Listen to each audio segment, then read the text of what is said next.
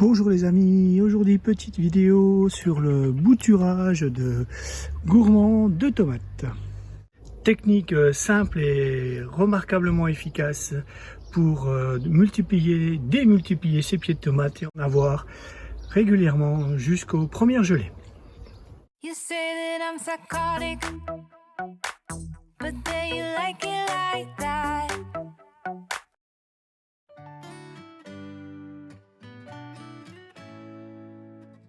La bouture de gourmand. Alors un gourmand, vous en avez un ici, regardez, c'est la jonction entre la tige principale et une tige secondaire, et au milieu pousse une autre tige.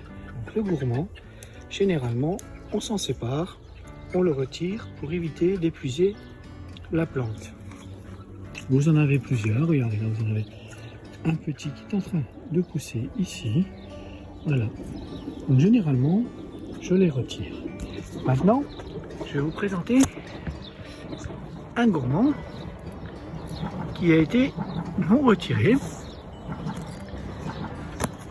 Alors, je vais essayer de positionner ma caméra ici.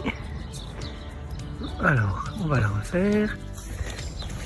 Vous voyez ici, voilà. Regardez, celui-ci, il est extrêmement grand. Voilà, ce gourmand-là. Donc, je vais le retirer. Et vous allez vous apercevoir que ça fait une tige qui est la taille d'un crayon de papier. Voilà, regardez mon gourmand. Voilà. Donc un gourmand de cette taille-là, c'est l'équivalent d'un plant de tomate. Alors maintenant, je vais vous montrer comment faire ici le tremper dans l'eau. Pousser comme les autres de manière à les transformer en futurs pieds de tomates. D'ailleurs, vous pouvez le faire avec beaucoup de plantes, comme ici par exemple une variété de basilic, le shiso. Regardez mon shiso, je le pose sur la table afin que vous puissiez voir. Voilà, pour en faire un plant comme celui-ci.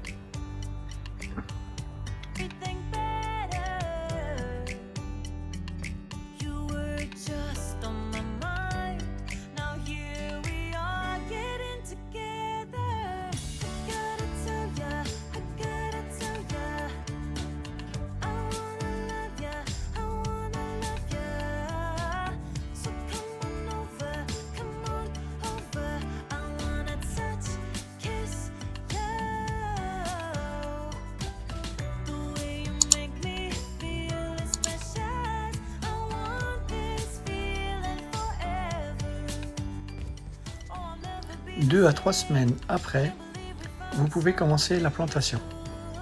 Ici, j'ai décidé de le faire dans des seaux avec un mélange de terre et de compost.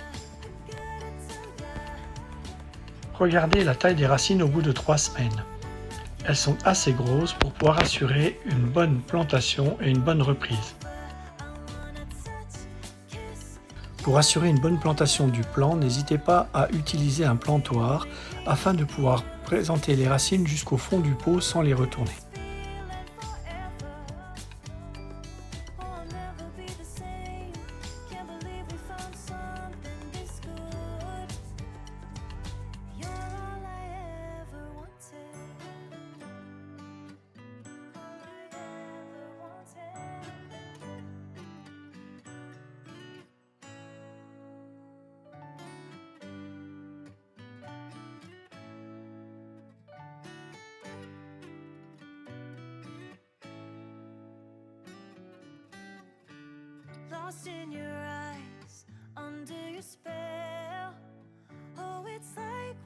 Les pieds de tomates ayant la particularité de développer des racines pour toute partie de tige enterrée dans la terre, j'augmente le niveau de terre jusqu'en haut du seau.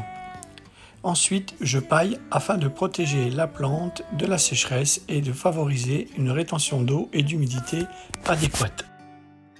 Vous pouvez bien entendu décider de repiquer votre plant directement en pleine terre. C'est le même principe que pour la plantation en seau, sauf qu'ici la terre est déjà préparée et ameublie et enrichie comme il le faut.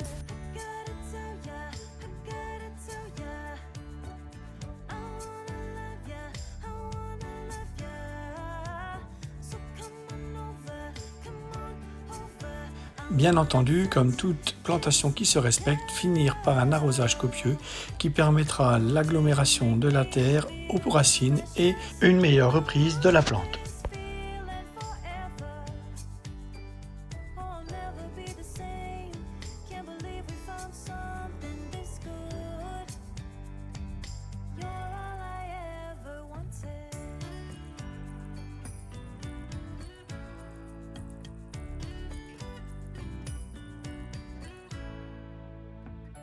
Can't believe we started